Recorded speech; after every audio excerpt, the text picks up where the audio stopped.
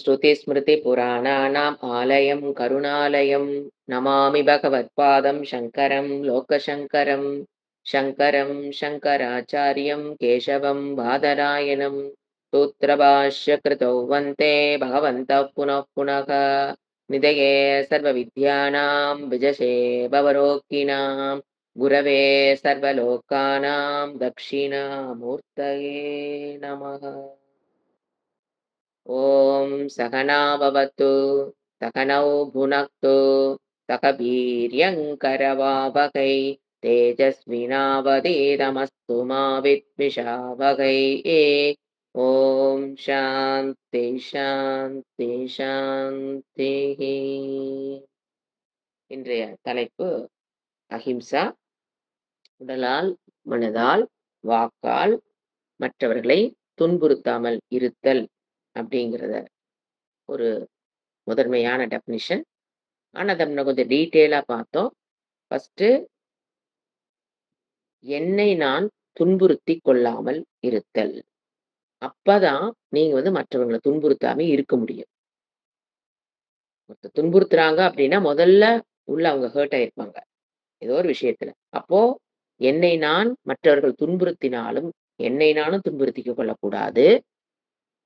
மற்றவர்கள் என்னை துன்புறுத்தினாலும் அதை தாங்கி பிடிக்கிற அப்படின்னா கஷ்டப்பட்டு தாங்கிறது இல்ல, அது என்னை பாதிக்காதவாறு மனதளவில் வாக்கால் என்னை துன்புறுத்தினாலும் அது எனக்கு பாதிப்பை, மனதில் ஒரு பதற்றத்தை கொடுக்காமல் என்னை பாதுகாத்துக் கொள்ற அளவுக்கு என் மனதை நான் பக்குவப்படுத்தி வைத்துக் கொள்ளுதலும் அகிம்சை. மற்றவர்களால் நான் துன்புறுத்தாமல், முதல்ல என்னை நான் துன்புறுத்தாமல் இருப்பதுங்கிறத கத்துக்கிறதே அகிம்சை. அதை ஃபாலோ பண்றது அகிம்சை. மற்றவர்கள் நமக்கு கஷ்டத்தை கொடுக்கும்போது வாக்கால் மனதால் அது என் மனதில் சென்று என்னை நிதானம் இழக்க செய்யாமல் என்னை பாதுகாத்துக் கொள்வதும் கற்றுக்கொண்டு அதை ஃபாலோ பண்றதும் அகிம்சா. அப்புறம்தான் மூணாவது என்ன வரும்? மற்றவர்களை நீ வாக்கால் மனதால் உடலால் துன்புறுத்தாமல் இருத்தல். இதுதான் கம்ப்ளீட் அண்டர்ஸ்டாண்டிங் டெஃபினிஷன் ஃபார் அஹிம்சா.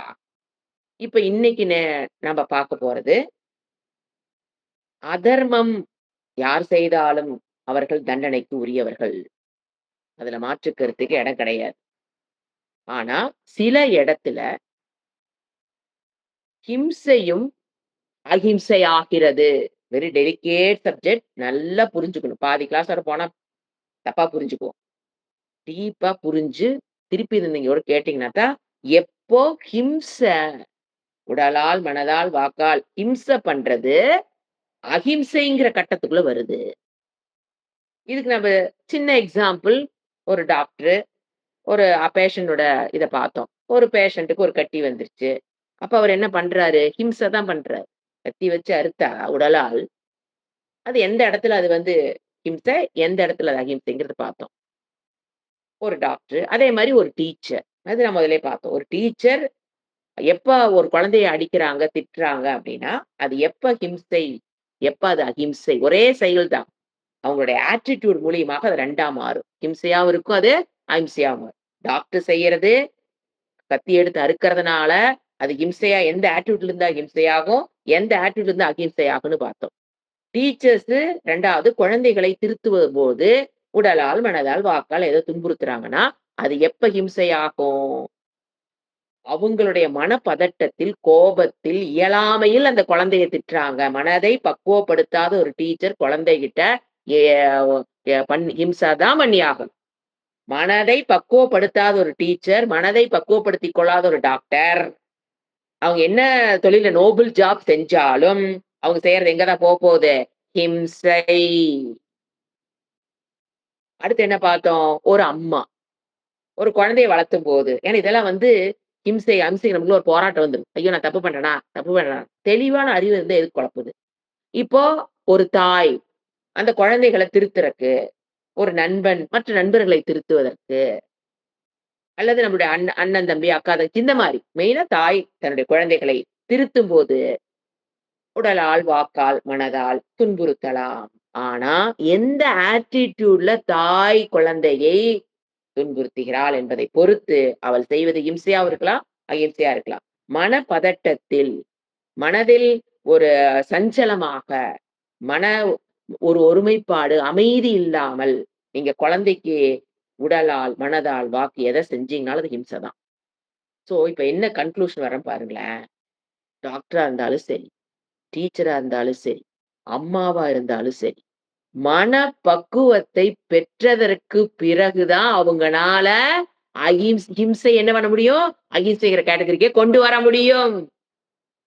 இதுதான் மெயின்.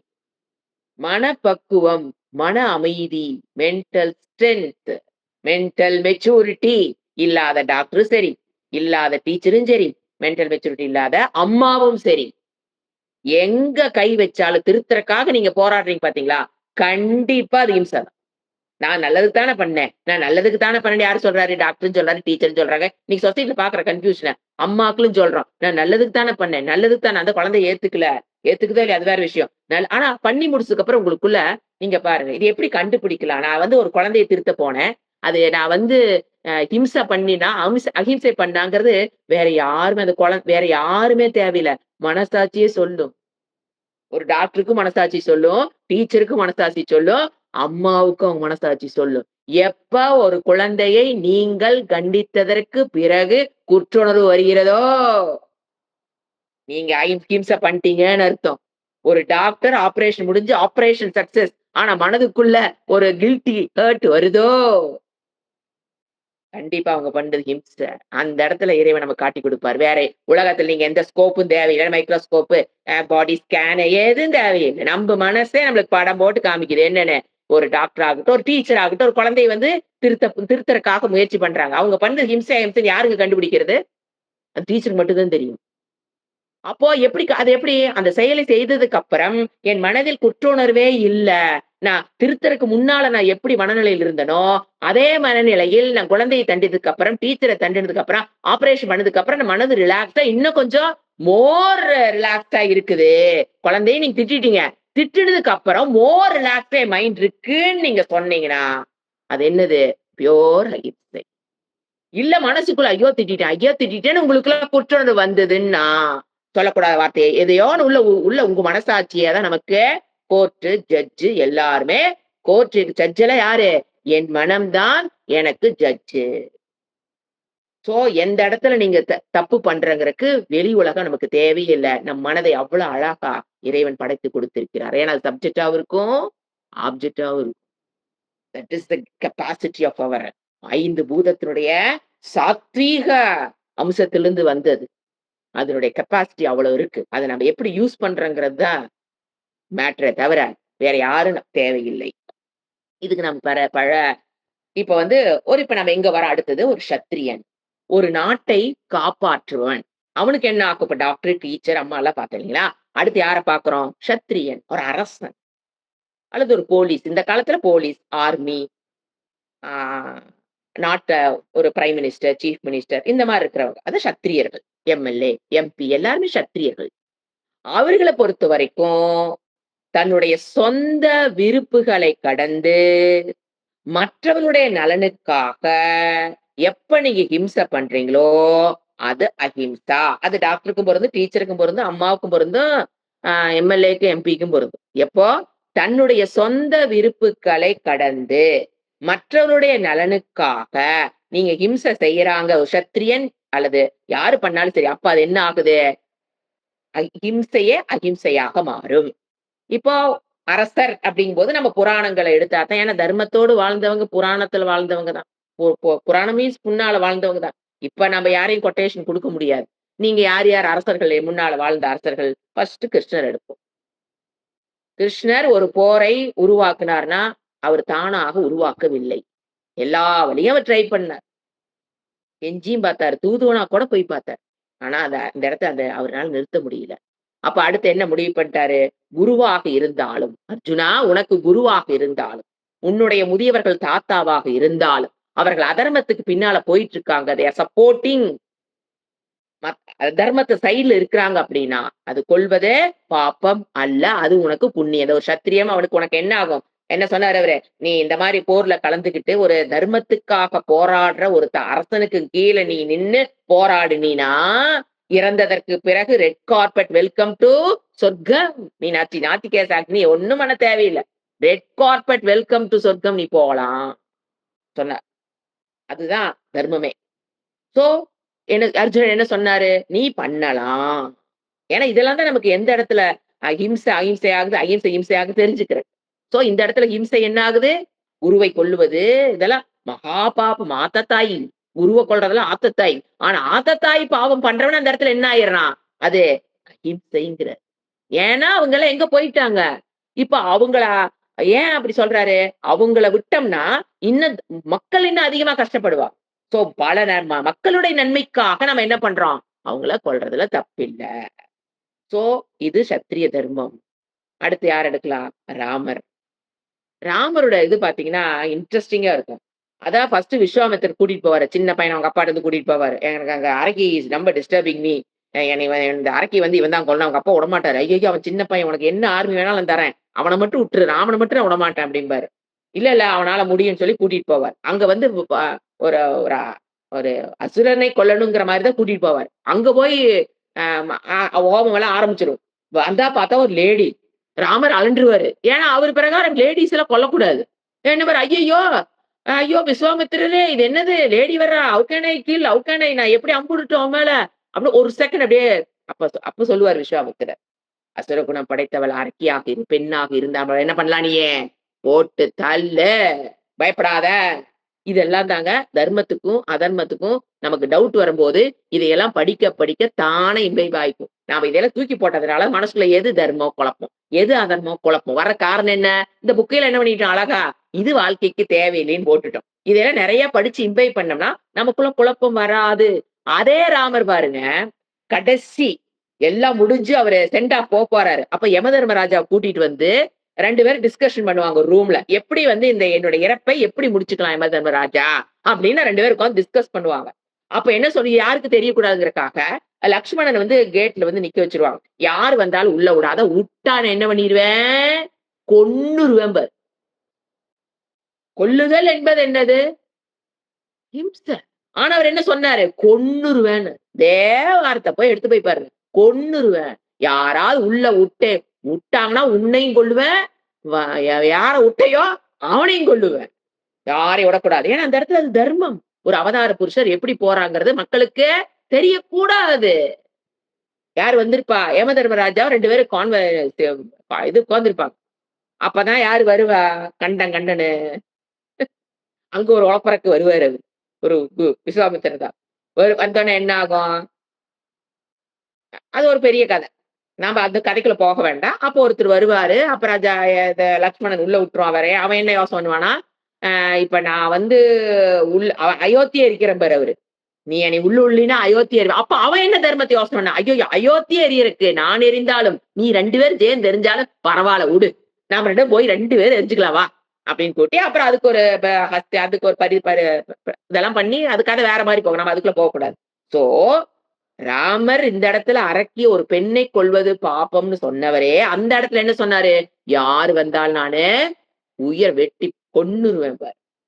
அப்ப அவர் ராமர் மோசமா, நல்லவங்களா, இப்படியெல்லாம் இல்ல. எந்த சூழ்நிலையில் எப்படி அதான் சொன்னேன். தன் சொந்த விருப்புகளை கடந்து, மற்றவர்களுடைய நலனுக்காக இருக்குதான்னு பார்க்கணும்.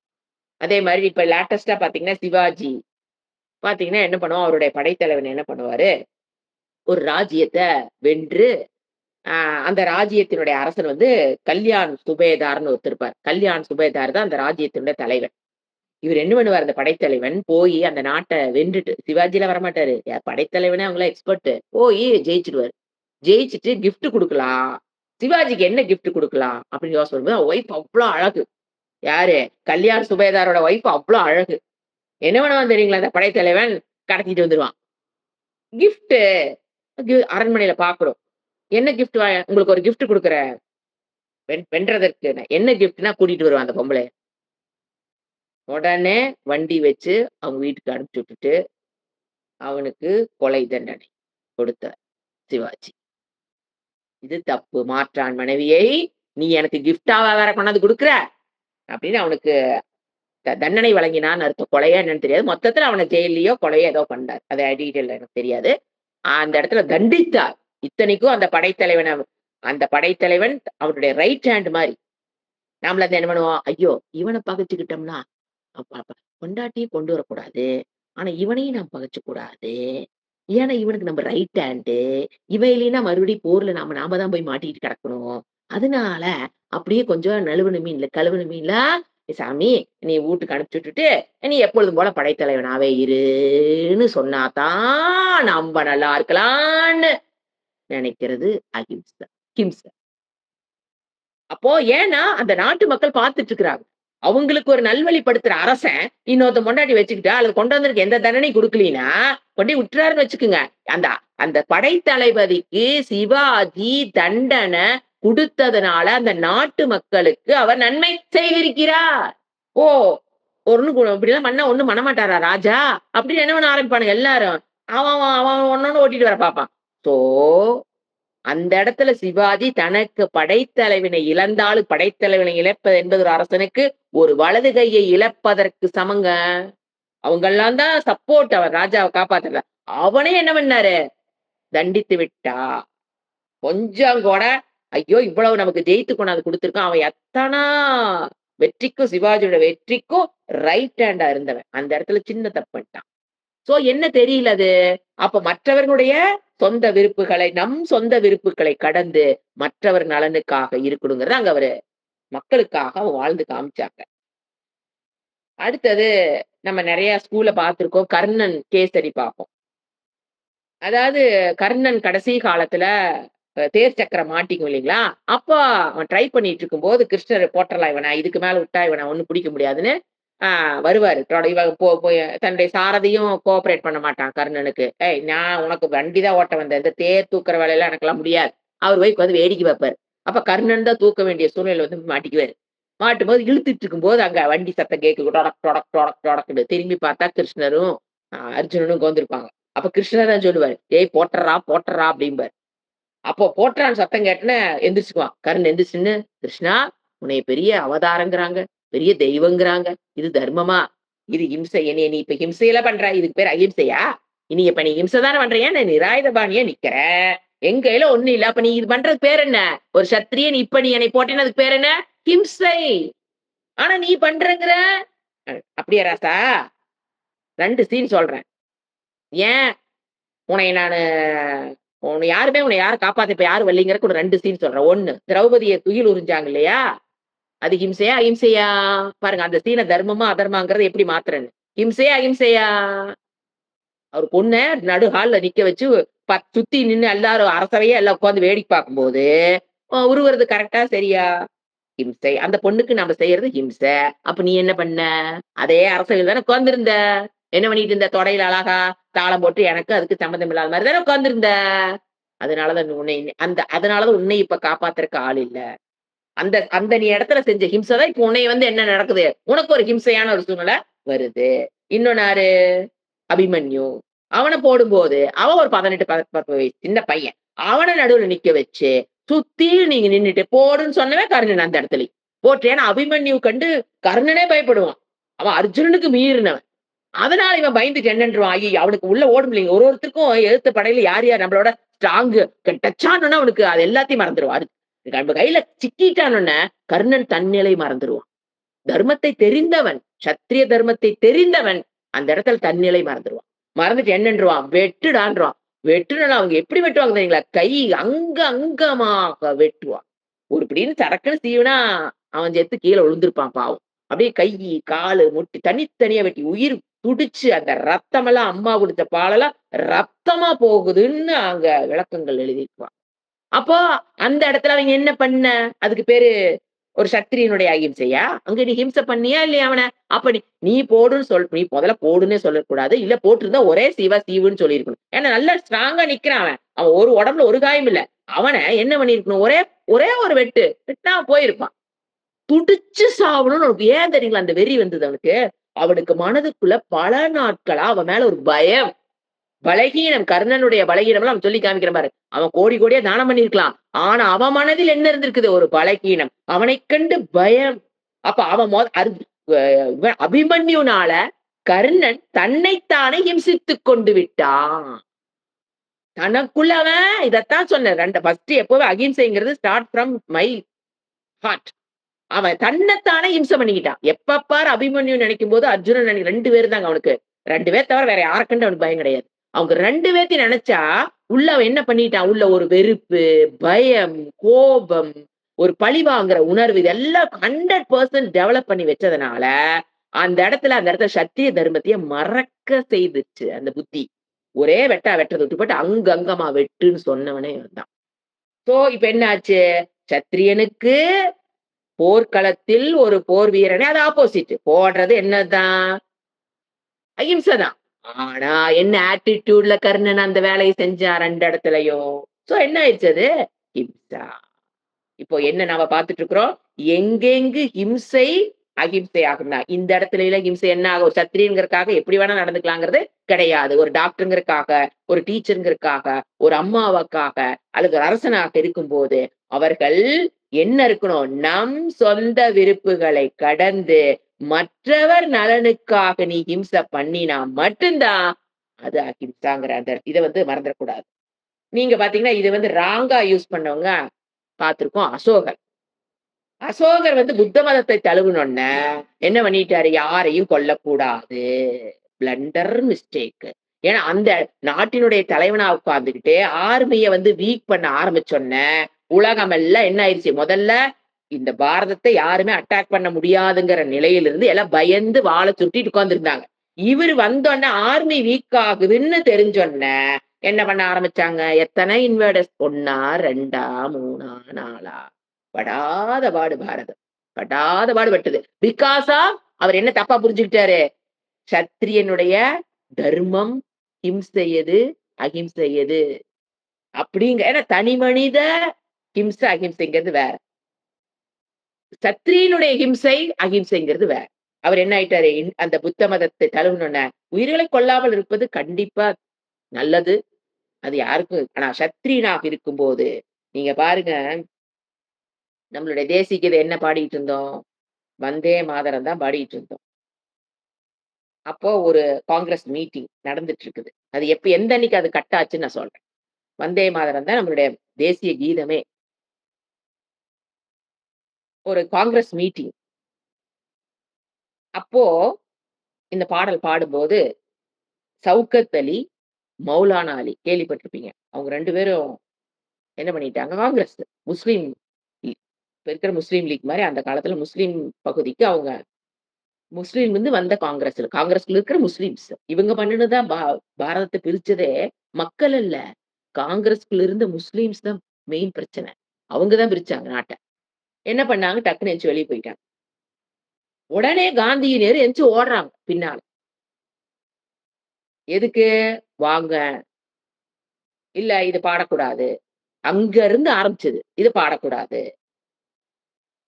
அப்படின்னோனே இவங்க 2 என்ன பண்ணிட்டாங்க? சரி போச்சாது. என்ன பண்ணிக்கலாம்? ஜனகணமன எழுத வச்சு, அது அது ஆக்சுவலா இதுக்காக எழுதுனதில்ல. வேற ஏதோ விஷயமா எழுதுனத, இனிமேல் நாம இது பாடிக்கலாம். என்ன நடக்குதுனாங்க, இப்படி நாம்ப சத்திரியனாக இருக்கிறவன் கீழ இறங்க இறங்க, இப்போ அண்டை நாடுகள் வாலாட்டுது. இப்போ திபெத் வேணும்னு கச்சத்தீவு வேணும், திபெத் வேணும். எல்லாம் வாலாட்டுனாங்களா இல்லையா? நேரு டைம்ல திபெத் வேணும்னாங்க. இந்திரா காந்தி டைம்ல கச்சத்தீவு வேணும்னாங்க. நேரு குடுத்துட்டாரு. இந்திரா காந்தி குடுத்துட்டாங்க. நீங்க குடுக்கும்போது ஒண்ண மறந்துர்றோம். உலகம் நம்மள பார்த்துட்டு இருக்கும். உலகம் நம்மள பார்த்துட்டு இருக்கும். ஓ! இவங்க ஸ்ட்ராங் இல்ல.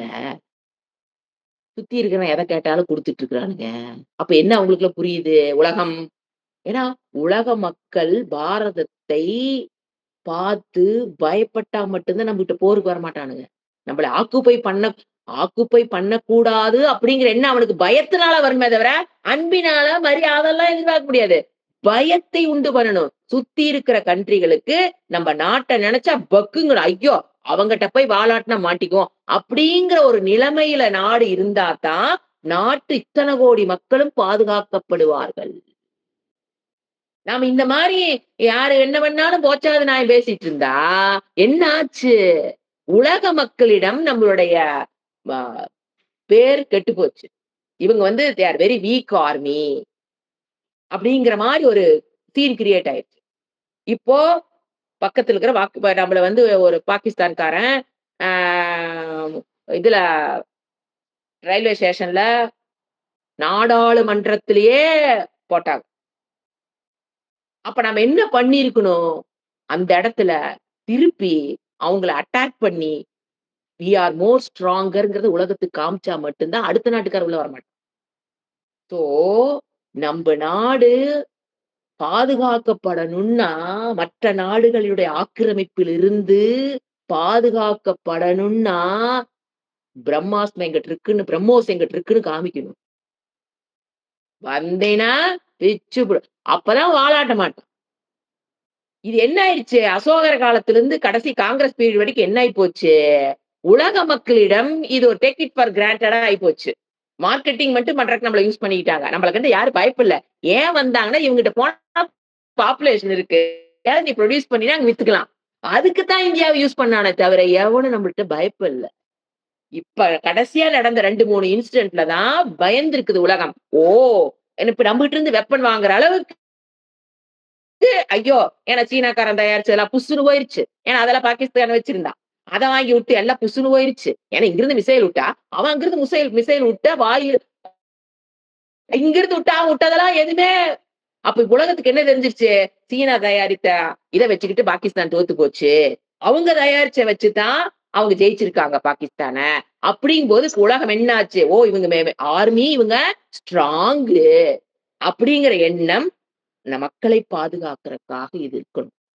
அப்ப என்ன பண்றேன்? இப்ப இப்ப என்ன நடக்குது பாருங்க. எங்களுக்கு பிரம்மோஸ் குடு. எனக்கு இந்த டீல்ல கையெழுத்து போடு. இந்த எல்லாம் போகுதா இல்லையா? எனக்கு இப்ப நமக்கு என்ன ஆச்சு? உற்பத்தி. ஆ வேலை வாய்ப்புகள். இப்ப நாட்டுடைய ஃபைனான்ஸ் எப்படி எங்க போகுது பாருங்க ஃபைனான்ஸ் அதிகமாகும். நம்மகிட்ட இருந்து அப்ப என்ன நடக்கணும்? இந்த மாரி நம்ம ஆர்மிய ஸ்ட்ராங்கா வச்சுக்கிறதுங்கிறது basic necessity of a country. ஏன்? சோறு இல்லைனா கூட 4 நாள் இருந்துரலாங்க. பட்டினியா இருந்தா கூட 4 நாள் இருந்துரலாம். ஆனா அடுத்தவன் வந்து அட்டாக் பண்ணியா, அது அவன் அணுகுண்டு வச்சிருக்கான். நீங்க பார்த்தீங்கன்னா, ஃபர்ஸ்ட் நம்ம இப்ப எதுக்கு போராடினோம் தெரியுங்களா? இது ஹிஸ்டரி தெரிஞ்சுக்கணுங்கிறதுக்காக நான் சொல்றேன். இப்ப பொக்ரைன் அங்க வந்து குண்டுவெடி நடத்திட்டாரு. குண்டு வெடிப்பு நடத்தியாச்சு. நடத்தணும்னு அமெரிக்கா அலண்டாம் பாருங்க. நீ உடனே ஐநா அப்பதான் வரும்ல ஐநா. அதுவரைக்கும் வராது. நீ வந்து வெடிக்கக் கூடாது. எல்லா கண்ட்ரியும் எதிர்த்தாங்க. நீ எப்படி வெடிக்கலாம்? ஏன்னா நம்ம அவ்வளவுதான் ப்ரொஜெக்ட் பண்ணி வச்சிருக்கிறோம். கையால ஆகாதவன், இவன் பாம்படி எப்படி பாருங்க. அவன்லாம் வெடிப்பான். அவன்லாம் அதுல அ த மாஸ்டர் ஆயிட்டான். ஆனா நீ வெடிக்கக்கூடாது. நீ வெடிச்சீன்னு வச்சுக்கயேன், நான் உனக்கு ஃபுட் சப்ளை கட் பண்ணுவேன். அமெரிக்கா. ஃபுட் சப்ளை கட் பண்ணுவேன். உனக்கு குடுக்குற தானம் பிச்சை எடுத்துட்டு இருந்தேன் பார்த்தீங்களா? அதான் பிச்சை தான் அதெல்லாம். பிச்சைய கட் பண்ணிருவேன். அப்படி பயமுறுத்தி வச்சிருந்தாங்க. அப்படித்தான் இந்தியா இருந்தது. இன்னைக்கு நிலைமை அப்பல்லாம் கிடையாது. கட் பண்ணிருவேன்னோன்ன, அமெரிக்கா அப்பல்லாம் என்ன சொன்னாங்க தெரியுங்களா? அதுவும் நாசால வொர்க் பண்றவங்க. ஏன்னா அவங்க தானே மெயின் இருந்தது. நாசால வொர்க் பண்ற 1/3 இண்டியன்ஸ். என்ன தெரியுங்களா சொன்னானுங்க? "நீ அனுப்பாட்டி பரவால்ல. நாங்க குடுக்குறோம் எங்க தாய்நாட்டுக்கு." ஏன்னா நாம வெடிக்கலாம். அவனுக்கு அங்க உள்ள ரத்தம் கொதிச்சிருக்குது. அப்பதான் அவனுக்கு தெரிஞ்சிருக்குது. ஓ! இவனுங்க எதுக்கு பிளான் நம்மள வச்சே வெப்பன்ஸ் எல்லாம் கண்டுபிடிச்சுட்டு, நம்ப நாட்டையே இவனுங்க என்ன பண்றானுங்க? பிளாக்மெயில் பண்ணி இல்லாம பண்றானுங்க. இது மாரி நீங்க போயிட்டே இருக்கலாம். ஏன்னா, சத்திரியனுக்கு உண்டான தர்மம் ஏன்னா மக்களுக்கு இது தெரியாதனால தான், சத்திரிய தர்மம் என்னன்னு தெரியாதனால தான், இப்ப உட்கார்ந்திருக்கிற அரசரை தவறு, தவறு என்று தூற்றிக் கொண்டிருக்கிறார்கள். அரசன் அவ்ளோ நல்லது பண்ணிட்டு இருக்கிறாரு. ஆனா என்ன போட்டு தூட்டுறோம். ஏன்னா அவர் என்ன என்ன பிடிக்கல. பணத்த எல்லாம் இன்வாலிட் பண்ணிட்டாரு. இதெல்லாம் ஒரு காரணமா? அது எதுக்கு பண்ணாரு? நாட்டை பாதுகாக்கறக்காகத்தான் அவரு பணத்தையே இன்வாலிட் பண்ணாரு. ரூ. 1000 நோட்ட. அதுக்கு நம்ம சில கஷ்டங்கள் வருங்க. ஒரு அணைய கட்டுனா 2 ஊர் போகும். 2 கோயில் உள்ள போயிரும். அதுக்காக அணை கட்டாம இருக்கலாமா? நமக்கு கஷ்டம் தான். ஆனா அதுக்கப்புறம் தான் குண்டு வெடிப்புக்கான உள்ள சோர்ஸ்லாம் இல்லாம போச்சு. இது தனி சப்ஜெக்ட். ஏன்னா சத்திரியங்கும்போது நம்ம இந்த அளவுக்கு ஆழமாக புரிந்தா தான் என்ன நடக்குதுன்னு புரியும். நீங்க பார்த்தீங்கன்னா, வன்முறையை சகித்துக் கொள்வது அல்லது வன்முறைக்கு ஆ துணை போவது, ஒரு இடத்துல வன்முறை நடக்கும்போது கண்டும் காணாம இருப்பது பாப்பம்ங்கு சாஸ்திரம், தர்ம சாஸ்திரம். இப்ப வீட்லயே பார்த்தீங்கன்னா, ஒரு வன்முறை ஒருத்தர் பண்றாங்க அப்டின்னா, அத சகிச்சுக்கிறது, ஏன் அவர போய் பாய்ச்சுக்கிட்டு, என்னமோ அவளுக்கு பிரச்சனை. நம்ம நம்ம நிம்மதியா இருந்தோமா, நாம சாப்பிட்டோமா, அப்படி இருக்கக்கூடாது. சோ வன்முறையை சகித்துக்கிறது, இல்ல அதுக்கு துணை போறது. சப்போர்ட் பண்ணிக்கிட்டு, இன்னும் நல்லா பண்ணு. இன்டைரக்ட்டா சப்போர்ட் பண்ணி அவளுக்கு கஷ்டம் குடுக்கலாம்னு முடிவு பண்ணிக்கிறது. துணை போவது, அல்லது எனக்கு என்ன? எனக்கு இதுக்கு பிரச்சனை உங்க 2 பேத்துக்கும் தானே. நீங்களே சால்வ் பண்ணிக்கங்க. எனக்கு எந்த பிரச்சனையும் இல்லைன்னு கண்டும் காணாமல் போவது. இதுதான் மெயினா எல்லாரும் எடுக்கிற வெப்பனு. அதுவும் என்ன சொல்லுது தர்ம சாஸ்திரம்? உன் கண் முன்னால தர்மம், அதர்மம் நடக்கும்போது, ஹிம்சை நடக்கும்போது, இது ஹிம்சை தானே டாபிக்கே. ஒரு ஹிம்சை ஒருத்தர் ஹிம்சை பண்றாங்கங்கும்போது, நீ என்ன பண்ணணும்? திரௌபதிக்கு ஹிம்சை நடக்கும்போது, கர்ணன் எந்திரிச்சு வராததுனால தான் அவனுக்கு சாவே. அது மனிதனால் வந்த சாவு இல்லைங்க. இறைவனால் வந்த சாவு. இதெல்லாம் நம்ம அடிக்கடி வீட்டுக்குள்ளேயோ, ஒரு வீதியிலயோ, எங்கோ ஒரு பக்கம் வன்முறை என்ன பண்ணக்கூடாது? ஒரு ஒரு ஒரு கண்ணு முன்னால ஒரு ஹிம்சை நடந்துட்டு இருக்கும்போது, எனக்கு அதுக்கு சம்மந்தம் இல்ல. நான் தலையிட வேண்டிய அவசியம் இல்ல. Pure selfishness. You cannot have a mental strength. You cannot have a happy life. அந்த இடத்துல அவங்கள எதிர்த்ததுனால பல கான்சிக்வென்ஸ் நீ போக வேண்டி வரும். வன்முறையை நீங்க ஏத்து பாருங்க. பல கான்சிக்வென்ஸ் நமக்கு வரும். பல பிரச்சனை நமக்கு வரும். ஆனாலும், அந்த இடத்துல ஏத்து நிக்கிறாங்க பாருங்க. அவங்க தான் can have a mental strength. They can have a happy life. எப்ப கண்டும் காணாம போறீங்களோ ஒரு வன்முறைய, ஒரு ஹிம்சைய, அப்ப கண்டிப்பா என்ன ஆகும்? மனம் ஃப்ரெஜைல். பாரதியார் பாட்டெல்லாம் பார்த்தீங்கன்னா, இதெல்லாம் தூக்கி விடும். பாதகம் செய்பவரைக் கண்டால் நாம் பயம் கொள்ளலாகாது பாப்பா. மோதி மிதித்து விடு பாப்பா. அவர் முகத்தில் உமிழ்ந்து விடு பாப்பாங்கிறார். துப்பிட்டு வாங்குறார். இதெல்லாம் கொட்டைய குடுத்தா குடுத்துட்டு எனக்கு இதெல்லாம் ரொம்ப பிடிச்சமான சப்ஜெக்ட். இது சொன்னீங்கன்னா பேசிக்கிட்டே போலாம். அந்த இடத்துல எல்லாம் அப்படி இப்படி அந்த இந்த இந்த ஹிம்சை பத்தி பாரதியார் நெறைய பாடியிருக்கார். எது ஹிம்சை? எது சத்திரிய தர்மம் அங்க போயிருச்சுங்கிறத கண்டுபிடிச்சுட்டாரு. ஏன் நாடு இப்படி போச்சுங்கிறத கண்டுபிடிச்சுட்டாரு. அதனால தான் இப்படி பாட்டு அவருக்குள்ள வந்தது. சரிங்களா? இப்போ இன்னொரு ஹிஸ்டாரிக்கல் இவென்ட் வாஞ்சிநாதன். கேள்விப்பட்டிருப்பீங்கன்னு நெனைக்கிறேன். மணியாச்சி இன்னைக்கும் ரயில்வே ஸ்டேஷன்ல வாஞ்சிநாதன் மணியாச்சி. அங்க என்ன நடந்தது? அவரோட டைம்ல அ வ இவரு வ.உ. சிதம்பரனாரையும், ஆ சுப்பிரமணிய சிவா 2 பேரும் அரெஸ்ட் ஆயிருவாங்க. அப்ப ஆஷ்ங்கிறவன் தான் பிரிட்டிஷ்காரன். அந்த இடத்துல போஸ்ட்ல இருந்தவர். ஆட்சியாளர். கலெக்டர் மாரின்னு வச்சுக்கங்களேன். ரொம்ப கஷ்டப்படுத்தும். அவனுக்கு இந்தியன துன்புறுத்துறதுன்னா அவனுக்கு அவ்வளோ ஒரு சுகம். ஒரு பொலிட்டிக்கல்க்காக உள்ள வந்திருக்காங்க அப்படின்னா, டீசென்ட் இப்ப திருடியோ, கொலை பண்ணியோ வரல அவங்கல்லாம். ஒரு நாட்டுக்காக போராட வரும்போது, அவங்களுக்குன்னு ஒரு ஒரு முறையில தான் அவங்கள உள்ள வச்சிருக்கணுமே தவிர, தண்டிக்க கூடாது.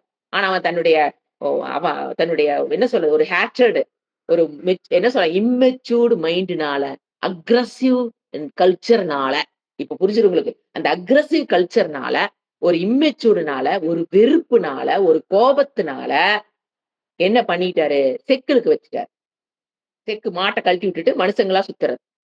அப்புறம் கல் உடைக்கிறது. இதெல்லாம் அவங்கள இதெல்லாம் பெரிய பணக்காரங்க அவங்கலாம். வ.உ. சிதம்பரம்லாம் பெரிய கப்பலோட்டியவர் அவரெல்லாம். அவர கொண்டு போயி கல் உடைக்க வச்சுட்டாரு. இது வெளியிலருந்து நியூஸ் வர வர அது எப்படி நியூஸ் வரும்னாங்க அப்பலாம் ரிலீஸ் ஆயி வெளியில வருவானுங்கல்ல, அவனுங்க சொல்லிருவானுங்க. ஐயோ! கொடுமை நடக்குது அவங்களுக்கு அப்படின்னு. அப்படின்னோனே இவங்க பிளான் பண்ணுவானுங்க. அந்த விடுதலை போராட்ட வீரர்கள் பிளான் பண்ணுவாங்க. என்ன பண்ணலாம் இவன? இவன அப்ப அவன கொல்லணும். கொல்லணும்போது ஒரு பிளான் பண்ணிருவாங்க. இந்த மாரி இந்த ரயில்வே ஸ்டேஷன்ல இப்படி அவன் கிராஸ் ஆயி போவான். அந்த விண்டோல உட்கார்ந்திருப்பாரு. நம்ப சுட்டுட்டோம்னா ஈஸி. இப்ப எக்ஸிகியூஷன்க்கு வரணும். பிளான் பண்ணியாச்சு. இப்ப எக்ஸிகியூஷன் வரணும். யாரு போறது? ஃபர்ஸ்ட் வாஞ்சிநாதன் நான் கை தூக்குறார். நான் போறேன். உனக்கு குண்டு சுட தெரியுமா? தெரியாது. அப்புறம் எப்புட்றா இல்ல நீங்க சொல்லிக் குடுங்க நான் கத்துக்குவேன். உடனே ஒரு ஒரு நாகநாதன்னு ஒருத்தரு. அவரு நான் சொல்லி தரேன். ட்ரெய்னிங் குடுப்பாரு அவரு. அவரு ஆர்மில இருந்து வெளிய வந்தாரு. நான் உனக்கு சுடுறதுக்கு சொல்லி தரேன். சரி ஓகே. அப்புறம் என்னைக்கு டேட்டு, டைமு எல்லாம் ஃபிக்ஸ் பண்ணியாச்சு. இங்க ட்ரெய்னிங் நடக்கும்.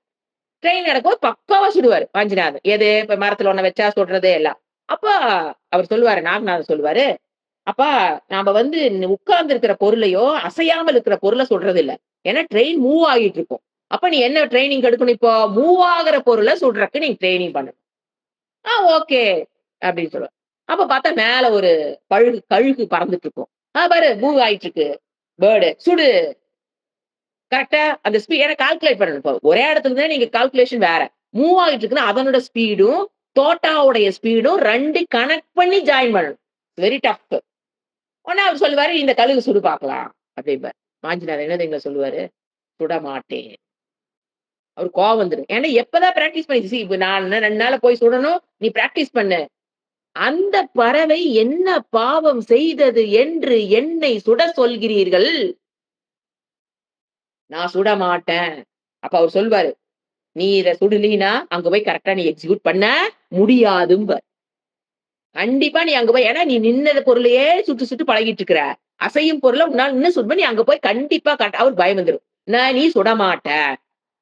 சுட்டு விடுவேன். Wait and see. இப்பத்த லாங்குவேஜா இருந்தா. Wait and see. இப்ப சும்மா கத்திட்டு இருக்காதீங்க. Wait and see. கரெக்ட்டா அது பாருங்க. இந்த இடம். ட்ரெயின் மூவ் ஆகுது. இந்த அதுவும் ஃபேஸ்ல எங்காவது பட்டிருந்தாலும் தப்பிச்சிருப்பாரு. இப்படியெல்லாம் உள்ள போய் வெளியில வந்தா தப்பிச்சுக்கலாம். கரெக்ட்டா. அது இ உள்ள போய் வெளியில வந்துருச்சு. ஃபுல்லா இன்டர்னல் ப்ளீடிங் ஆயி தான் ஆஷ் எடுத்தாரு. சோ நாம இந்த இடத்துல இப்ப நம்ம வாஞ்சிநாதன் பண்ணுனது அகிம்சையா? அவர கொன்னது புரிஞ்சுதுங்களா? பியூர் அஹிம்சை. ஏன்னா, அந்த நாட்டுக்காக அவன் அது ஒரு தப்பு இல்லைங்க. அவன் ஒரு கொடுங்கோல் அது ஆஷ்ங்கிறது ரொம்ப அதான் aggressive nature to the core. அவன் இருந்தான்னா, இன்னும் பல பேத்துக்கு கஷ்டம் குடுத்துட்டு இருப்பான். சோ என்ன பிளான் பண்ணாங்க? அதே பாருங்க அவரு பறவைய சுட மாட்டேன்ட்டாரு. நான்வெஜ்லாம் சாப்பிட மாட்டாரு அவரு வாஞ்சிநாதன். புரியுதுங்களா? ஆனா என்ன பண்ணாரு இங்க? ஆஷ சுட்டாரு. இதுதாங்க. இது வந்து மற்றவர்கள் நலனுக்காக புரியுதுங்களா? எப்ப அகிம்சை ஆகுது? மற்றவர் நலனுக்காக. சுடும்போதே தெரியும். நம்ம லைஃப் அவ்வளதான். சுட்டா பிரிட்டிஷ்காரன் கூட்டிட்டு போய் அ து அவ் அ தூப தீப நைவேத்தியம் அங்க காமிக்க போறான். நம்ம உயிரே போகும்னு தெரியும். சுட்டதுக்கு அப்புறம் நம்ம லைஃப் என்னன்னு நெனச்சு பார்த்தா, நம்மலாம் சுடவே போக மாட்டோம். எவனோ சுடுங்கப்பா. வாயில வேணா வடை சுடுவோம் நல்லா. அவன் அப்படி சுட்டானாமா, இவன் இப்படி போனான். வாயில பேசினா அடடடடா! அதுக்கு நெறைய சுடுவோம். அதுதான் பண்ண முடியும் நம்மளால. ஏன்? மனம் பலகீனம். ஒரே ரீசன். வாஞ்சிநாதன் ஏன் கை தூக்குனாரு? மனம் அவ்வளவு பலம். ஏன் அந்த பலம் கிடைச்சது? தர்மத்துக்குண்டான வாழ்க்கை, நற்பண்புகள் வளர்த்திக் கொண்டுட்டாரு. தீய பண்புகளிலிருந்து விடுவிட்டாரு. முயற்சி. எவ்வளவு கஷ்டம் தெரியுங்களா? சுட்டு பழகுறது. துப்பாக்கி கையில தொடாம, நீ போய் ஒரு ஆள சுடுன்னா. முயற்சி. இந்த 3 இருந்ததனால தான் வாஞ்சிநாதன் மென்டலி ஸ்ட்ராங். அந்த மென்டலி ஸ்ட்ராங் இருந்ததனால தான் அவர் வாஞ்சிநாதன ஆஷ கொல்ல முடிஞ்சது. இது வந்து இவன் வந்து போராட்ட வீரர்கள், இவங்கலாம் சங்கி இப்பலாம் சொல்றாங்க பார்த்தீங்களா? எத பத்தி பேச இவங்க சங்கி, இவங்க வந்து பிஜேபி அதெல்லாம் கிடையாது. மனதளவில் ஸ்ட்ராங்கா நீங்க எந்த கேரக்டர் எடுத்துக்கங்க. ஆ ஒரு இந்த மாரி செயல் புரியிறாங்க அப்டின்னா, ஒரு தைரியமா கண்டிப்பா அவன் தர்மத்துக்கு உட்பட்டு வாழ்ந்திருக்கணும். வாஞ்சிநாதன். 2வது நல்ல பண்புகளோட இருக்கணும். தீய பண்புகள் இல்லாதவனா இருக்கணும். 3வது விடாமுயற்சி பண்றவனா இருந்ததனால தான் வாஞ்சிநாதன் இந்த செயலை செய்ய முடிஞ்சது. சோ, ஒரு போலீஸ் ஒரு இடத்துல பனிஷ் பண்றாங்க. ஒரு ஆர்மி ஒரு இடத்துல பனிஷ் பண்றாங்க. ஒரு கோர்ட் ஒரு இடத்துல பனிஷ் பண்ணுதுங்கிறது என்ன கிடையாது? ஹிம்சை கிடையவே கிடையாது. ஏன்னா, தனி மனிதன் தர்மத்த பார்த்தீங்கன்னா, நம்ப நரகாசுரன் தப்பு மேல தப்பு பண்ணுவாரு. அப்ப அவங்க அம்மா யாரு? பூமாதேவி. என்ன தெரியுங்களா சொல்லுவாங்க? கிருஷ்ணர்ட்ட வந்து வேண்டுவாங்க. "கிருஷ்ணா, இவன் என் பையன் தான். போட்டுரு." என்ன ஒரு தாயுள்ளம். தப்பு பண்றான், நீ போட்டுரு. வேண்டாம். உலகத்துக்கு இனி வேண்டாம். எல்லா மக்களுக்கும் அந்த தாய்க்கு எப்படிங்க அந்த மனசு வந்தது? நமக்கு ஏங்க அந்த மனசு வரமாட்டேங்குது? தப்பு நம்ம பசங்கலாம் தப்பு பண்ண போறதில்ல. பண்ணுனாலும் நம்ம இப்படிலாம் சொல்ல மாட்டோம். போலீஸ்க்கு காச குடுத்து பையன காப்பாத்துறது. காலேஜ்ல ஒரு பையன் தப்பு பண்ணியிருப்பான். எங்க கொண்டி காச குடுத்து பையன காப்பாத்தலாம், பையன காப்பாத்தலாம். துடிக்கு. போலீஸ் கொண்டு குடுக்கலாமா? கோர்ட்ல கொண்டு குடுக்கலாமா? அங்க காலேஜ்ல எங்கயாவது பணத்த குடுத்து சரி பண்ணலாமா? ஒரு பையன் பாஸ் ஆகுறக்கு இங்க போய் பேப்பர் பார்க்கலாமா? அங்க போய் பேப்பர் டேஸ்ட் பண்ணலாமா? அவன காப்பாத்துறதுக்காக அதே தாய் தானே அவங்களும். பூமாதேவி. என்ன சொன்னாங்க? தப்பு மேல தப்பு பண்றான். அதனால ஜனங்க நெறைய பேர் கஷ்டப்படுறாங்க. அதனால என்ன பண்ணு நீ? அவன போட்டுரு. சோ இது தனி மனித தர்மம்ங்கிறது வேற. இதுக்கு என்ன சொல்லுவோம்? விசேஷ தர்மம். சத்திரியோட தர்மம்லாம் விசேஷ தர்மம். ஒரு சமுதாயத்துக்கு ஒரு சமுதாயத்தை காப்பவர்கள் சத்தியர்கள். அதனால தான் கிருஷ்ணர் என்ன சொன்னாரு? எ "யுத்யஸ்வ நீ போரிடு." அவர் போரை தூண்டலை. தப்பா புரிஞ்சுக்கூடாது. யுத்யஸ்வ பாரத. அண்டை நாடுகள் அல்லது உள்ள இருக்கிற நாட்டுக்குள்ள இருக்கிற மக்கள் அதர்மத்த கையில தூக்குனாங்கன்னா, ஹிம்சைய தூக்குனாங்கன்னா, அரசன் என்னதான் பண்ணியாகணும்? போட்டு தான் தள்ளியாகணும். அது அண்டை நாடுகள் வாலாட்டினாலும் போட்டு தள்ளியாகணும். நாட்டுக்குள்ள யாராவது இந்த ஹிம்சைய ஃபாலோ பண்ணாங்கன்னா, அரசன் பண்ணித்தான் ஆகணும்.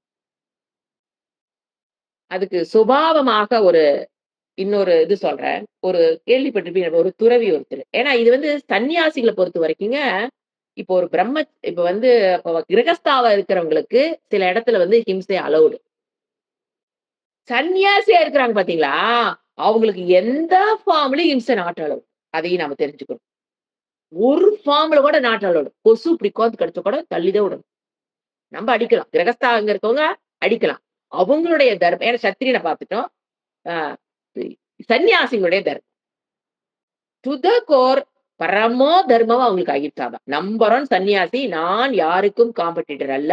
யாரும் எனக்கு காம்படிட்டர் அல்ல.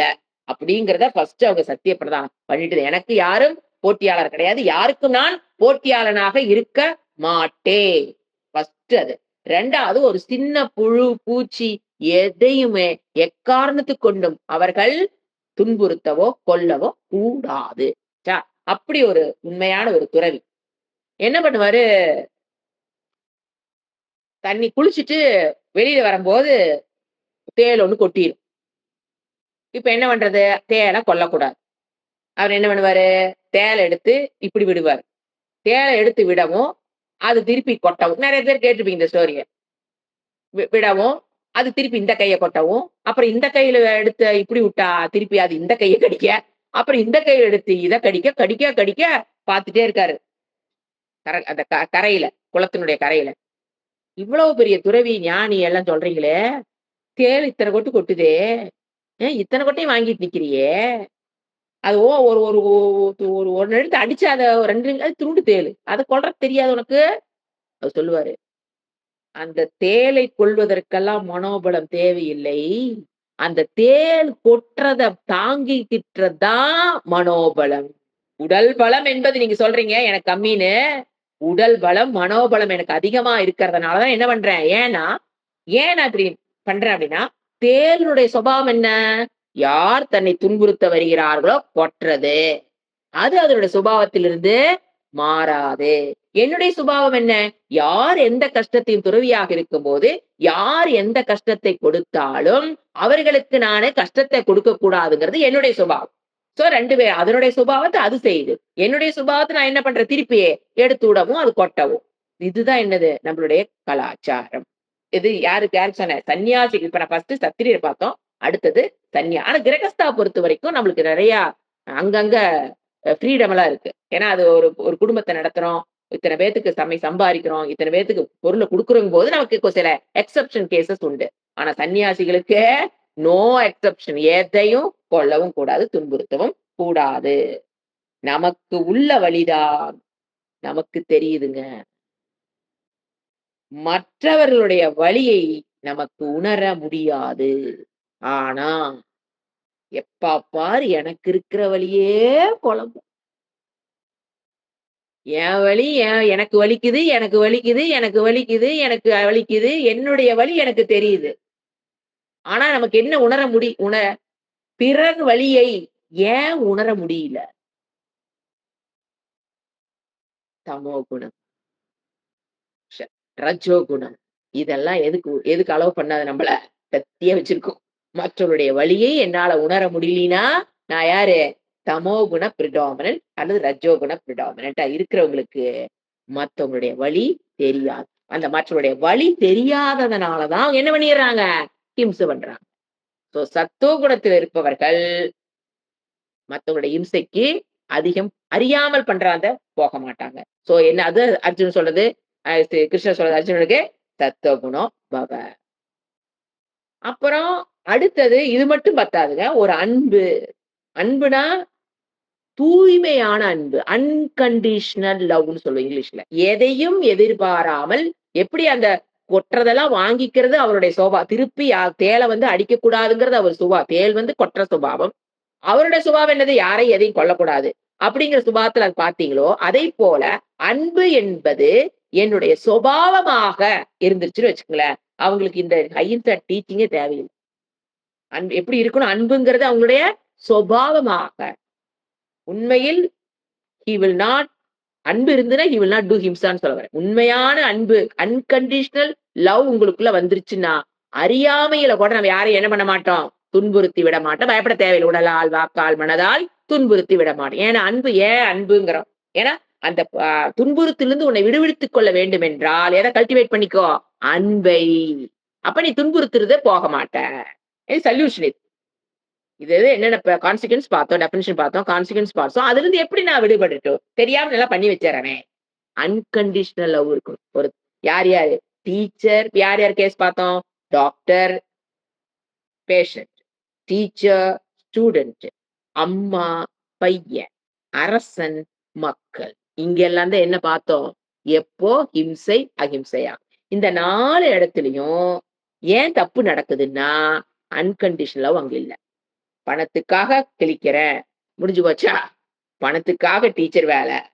பையன வளர்த்துறது பெருசானா என்னை பார்த்துக்குவான். அதனால வளர்த்துறேன். பிசினஸ் முடிஞ்சு போச்சு. அங்கேயும் அன்கண்டிஷனல் லவ் எல்லாம் கிடையாது. அப்போ நம்ம அன்பை அன்கண்டிஷனல் லவ் அன்பா இருக்கிறேன் அப்படிங்கிறது அன்கண்டிஷனல் லவ் நம்ம நிறைய பார்த்திருக்கோம். அன்கண்டிஷனல் எதையும் எதிர்பாராத அன்பு. அப்ப ஏன் அந்த அன்பை கல்டிவேட் பண்ணி சொல்றோம்னு கேட்டா சாஸ்திரம் சொல்லுது அது வந்து குற்றம் பார்க்காது, குறை சொல்லாது, அதை விட எதையும் எதிர்பார்க்காது. அது அன்கண்டிஷனல். எதையும் மற்றவிடமிருந்து எதிர்பார்க்காது. நம்மளை வந்து பந்தப்படுத்த உண்மையான அன்பு பந்தப்படுத்தாது. சுயநலமான அன்புதான் போய் மாட்டிக்கும். பற்று பற்றுன்னு படிக்கிறோம் இல்லைங்களா? அன்புக்கும் பற்றுக்கும் ஒரு சின்ன நூல் தான் சொல்லலாம்.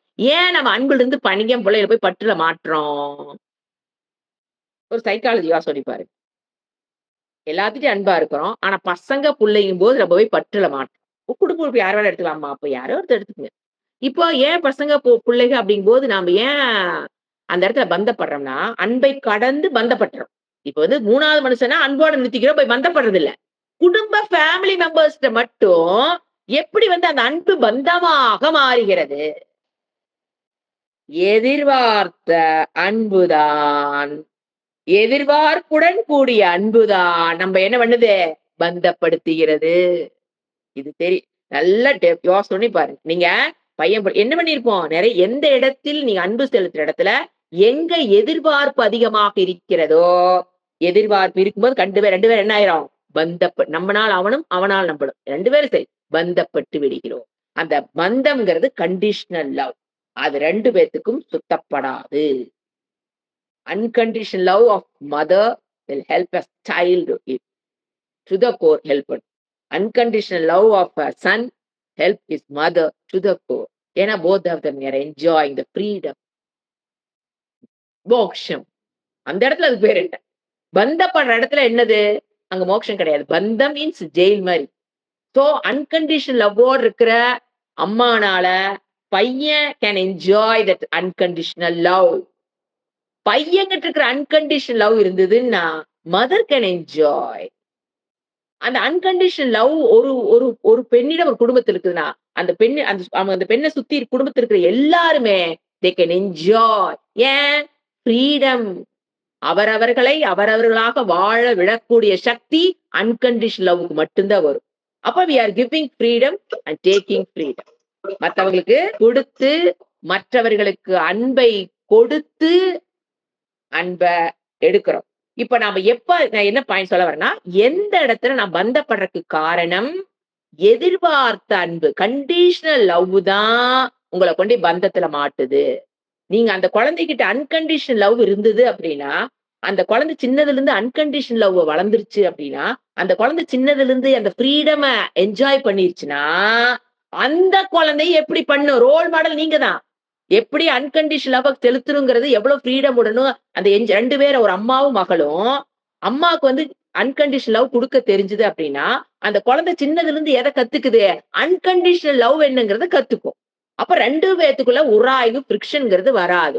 ஒரு அழகான உறவை அம்மா அப்பதான் பொண்ணுக்கு சொல்லி கொடுக்கிறா. காலை எதிர்த்து கண்ணு ஹாஸ்டல் இருக்கிறிய கண்ணு என்ன ட்ரெஸ் போட்ட, என்ன சாப்பிட்ட, போட்டோ எடுத்து அனுப்பு கண்ணு. புடிச்சு அந்த புள்ளைய போட்டு டார்ச்சர் பண்ணி வந்தோனே ஏன் போன் பண்ணல? சாயங்காலம் 4 மணிக்கு வந்துட்டீல, இப்ப மணி 4:30 ஆச்சுல்ல, ஏன் என்ன போன் பண்ணல? பாவங்க அது.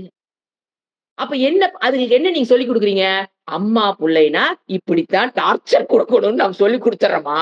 அதுக்கப்புறம் அது ஒண்ணு வைக்குதா? இதையே தான் அப்ளை பண்ண தெரியும். வேற என்னங்க தெரியும் அதுக்கு? இப்படித்தான் டார்ச்சர் பண்ணிக்கிட்டே இருக்கணும். புள்ளைய நம்புறது இல்ல. ஃபர்ஸ்ட்டு நம்பணும். புள்ளைகள நம்பணும். அப்போ அந்த நம்பிக்கை வரணும்னா, அதுக்கு உண்டான முட்டுவலி நீங்க முதல்ல போட்டுருக்கணும். நம்ம பொண்ணு அந்த தப்பு பண்ண மாட்டா. பையன் அந்த ஏன்னா அதுக்கு உண்டான அறிவ நான் குடுத்துட்டேன். சின்ன வயசுலருந்து அந்த அறிவ குடுத்ததுனால, அவன் எங்க போனாலும் அவன் கரெக்ட்டா இருந்துக்குவான். பையன், பொண்ணு இருந்துக்குவான். ஃபர்ஸ்ட்டு நம்பணும். அந்த நம்பிக்கை இல்லாத காரணம், நம்ம வளர்ப்புல கு அ ப்ரா குவாலிட்டி டைம், குவான்டிட்டி டைம் நீங்க குழந்தைகிட்ட உட்கார்ந்து குடுக்காத பொழுது, குவாலிட்டி டைம், குவான்டிட்டி டைம் இறைவனுக்கு மட்டும் குடுக்குறது இல்ல. குவாலிட்டி டைம், குவான்டிட்டி டைம் வீட்ல குழந்தைங்க வளரும்போது உட்கார்ந்து குடுக்கணும். குடுத்துட்டீங்கன்னா, உங்களுக்கு அன்கண்டிஷனல் லவ் வரும். அவனும் ஃப்ரீயா இருப்பான். நீங்களும் ஃப்ரீயா இருக்கலாம். அவன் மேல உங்களுக்கு ஒரு நம்பிக்கை தானா வந்துரும். இது குவாலிட்டி டைம், குவான்டிட்டி டைம் இப்பதான் எனக்கு டைம் இருக்குது. நம்ம தான் சம்பாரிக்கணும். அந்த குழந்தைகளுக்காக சம்பாரிக்கிறேன், குழந்தைக்காக சம்பாரிக்கிறேன்னு என்ன பண்ணிர்றோம்? பக்கத்துல உட்கார்றதுக்கு நேரமே கிடையாது. நம்மனால உட்காரவே முடியறதில்ல. அவ்வளோ ரெஸ்ட்லெஸ்னஸ். உட்கார்ந்து அதுல ஷேர் பண்ணி கண்டிஷனல் அதாவது இந்த நீங்க குவாலிட்டி டைம், குவான்டிட்டி டைமா இருக்கணும் அது. குவாலிட்டி டைமாவும் இருக்கணும், குவான்டிட்டியாவும் இருக்கணும். குடுக்கும்போது ஆட்டோமேட்டிக்கா அவங்க நல்லபடியா நம்ம வளர்த்திருவோம். வளர்த்துட்டதுக்கு அப்புறம் நமக்கு பயம் வராது.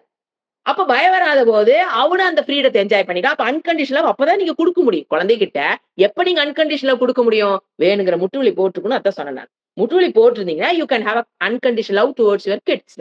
அப்ப they can enjoy their unconditional love. உண்ம அதான் என்ஜாய் பண்றாங்க. நல்ல பசங்களா வளர்ந்திருப்பாங்க. அன்கண்டிஷனல் லவ்வ என்ஜாய் பண்ணுவாங்க. ஆனா வெளியில இருந்து பார்க்கிறவங்களுக்கு என்ன தெரியும்? ஏன் இந்த ஹாய் சாம், ஹாய் டாட் இதெல்லாம் இருக்காது அவங்ககிட்ட. வெளிய இருந்து பார்க்கிறவங்க, இவங்க பற்று இல்லாத மாரி சுத்திட்டு இருக்குது 2 ஆழ் மனதுல ஒரு இருக்கும். அது எந்த ஒரு பையனுக்கு கல்யாணம் பண்ணி குடுத்தாலும், பேரன் பேத்தி எடுத்தாலும், அந்த அம்மாவுக்கும் மகனுக்கு இருக்கிற ஒரு ஒரு ஒரு சப்கான்ஷியஸ் மைண்ட்ல இருக்கிற ஒரு ஆழமான புரிதல், அன்பு, ஃப்ரீடத்தை என்ஜாய் பண்ணுன உறவு. எந்த மருமகளோ, பேரன் பேத்தியோ, அவனுடைய சிஸ்டர்ஸ் அப்போ யாரு வந்தாலும் அத அசைக்க முடியாது. ஆனா வெளியில இருந்து பார்த்தீங்கன்னா, எப்படி தோணும்? அந்த ஹாய் டாட், ஹாய் சாம் அதெல்லாம் இருக்காது. ஆனா அவங்கள யாருனாலும் பிரிக்க முடியாது. யாருனாலும் அவங்களிட்டருந்து பிரிக்க முடியாது. எப்போ அதுக்கு என்ன பண்ணியிருக்கணும்? அன்கண்டிஷனல் அதாவது குவாலிட்டி டைம், குவான்டிட்டி டைம் குடுத்து வளர்த்திருக்கும். அப்போ அவங்க 2 பேரும் நம்ம வெளியிருந்து பார்க்கிறவங்களுக்கு, இது என்ன 2 இப்படி இருக்குது? ஒரு அன்பு இல்ல. இப்படி இருக்காங்க அப்படின்னு தோணும். ஆனா அவங்க 2 பேத்தையும் பிரிக்கிறதுக்கு யம தர்மராஜானால மட்டும் தான். வேற யாருனா அப்ப நீங்க பயப்படுறீங்க. என் மருமக வந்தானே என் பையன என்கிட்ட இருந்து பிரிச்சுருவா. பிரிச்சுருவாளோ! பிரிச்சுக்கிட்டு இருக்கிறா. ஏன் வருது? புரியுதுங்களா இப்ப? இந்த பாண்டிங் நீங்க கரெக்ட்டா குடுக்காதனால தான், அவ வந்தோன்ன என்ன நெனச்சுக்கிறோம்? அல்ல புள்ளைய கல்யாணம் பண்ணி குடுத்தாலும் சரி, மருமக வந்து நம்மள எப்படி வேணா எடுத்துக்க. அந்த பாண்டிங் கரெக்ட்டா பில்ட் அப் பண்ணி ஒரு அன்கண்டிஷனல் லவ்வான மதர் சன் ரிலேஷன்ஷிப் இருந்திருக்கணும். இருந்திருந்ததுன்னா, எப்படிங்க பயம் வரும்? யாருங்க வந்து நம்மள வந்து பிரிக்க முடியும்? நீங்க இணைத்த பாலம் அங்க டான்ஸ் ஆடுது. அதனால யாராவது வந்து உட்கார்ந்தா உடைஞ்சிருமோன்னு பயம். அந்த உறவுங்கிறது ஒரு பாலம் இல்லைங்களா? எனக்கு மகனுக்கு உள்ளது ஒரு உறவு. அது வந்து ஒரு பிரிட்ஜ். அந்த பிரிட்ஜ் நீங்க ஸ்ட்ராங்கா கட்டியிருந்தீங்கன்னா, அது மேல ட்ரக்கும் போலாம். ஒண்ணும் டேமேஜ் ஆகாது. அந்த பில்டிங் அவ்வளோ ஸ்ட்ராங். ஏன் சைக்கிள் போனா உடையுது பிரிட்ஜ்? ஸ்ட்ராங் இல்ல. The relationship what you have built towards your son and daughter is strong enough இல்லாத போது, மேல ஒரு சைக்கிள் கார ஓட்டிட்டு போனா கூட டொப்புன்னு விழும். அப்போ ஒரு மருமக வராங்க. யாரு வந்தாலும் சரி. நாம என்ன பயப்பட தேவையில்ல. அந்த உறவு ஏன் பயமே வருது ஃபர்ஸ்ட்டு? பற்று. இப்ப புரிஞ்சுக்க 2 ஒண்ணு வைஸ் வெர்சா. கண்டிஷனல் லவ் இருக்கறனால தான் நமக்கு பற்று வருது. பற்று இருக்கறனால தான் பயம் வருது. பயம் இருக்கறனால தான் பிரச்சனைகள் வருது. சோ இது எந்த பிரச்சனையும் எங்க வராது. அன்கண்டிஷனல் லவ்க்குள்ள இந்த பிரச்சனையே வராது. புரியுதுங்களா? எதுக்கு சொல்றேன்னா, ஹிம்சைங்கிறது அந்த பொசசிவ்னெஸ் மத்தவங்கள ஹிம்ச பண்றோம். நம்ம பையனையும், பொண்ணையும் நாம ஹிம்ச பண்ணித்தான் ஆவணும். எப்போ? இந்த அன்கண்டிஷனல் லவ் உங்களுக்குள்ள வராத வரைக்கும், அந்த பொசசிவ்னெஸ் இருக்கிற வரைக்கும், கண்டிப்பாக ஒவ்வொரு பெற்றோரும் தன்னுடைய குழந்தைகளை கஷ்டம் குடுத்து தான் ஆகணும். அது ஹிம்சை. ஓம் சாந்தி, சாந்தி, சாந்திஹி. ஹரிஹி ஓம் ஸ்ரீ குருப்யோ நமக. ஹரிஹி ஓம். மனிதன் மிருகமாகவும் முடியுங்க. மனிதன் மனிதனாகவும் இருக்கலாம். மனிதன் தெய்வமாக முடியும்.